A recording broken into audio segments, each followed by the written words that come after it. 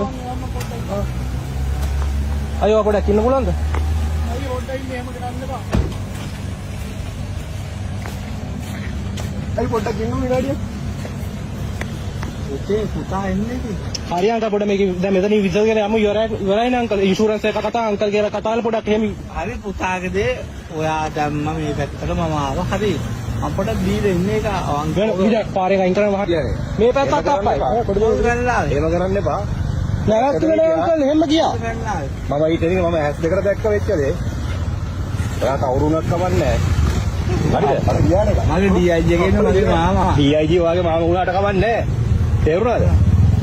ඔයා බීලා ඉන්නේ වාහනේ හැප්පුවා. මේ වානේ ඔයාට යන්න අතර පොලිසිය කට්ටිය හිටියා නේද බං ඔයා රාතන මෙතන මේ බීලා හප්පලා ගියා කියන්නකෝ DIG කුත් ඇවිල්ලා බේර ගන්න කියන්නේ.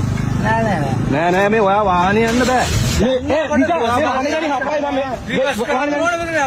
නෑ ඔයා ඒ මගේ වාහනේ වලට අතුරු ගන්න බෑ විතර වාහන අයින් කරලා ගියොත් වීඩියෝ එක බලන්න වීඩියෝ එක මගේ වාහනේ ඊපස්සේ බලන්න ඔයා යනවා බහින්න. මම රිවර්ස් කරලා මම ඔයා බහින්නකෝ.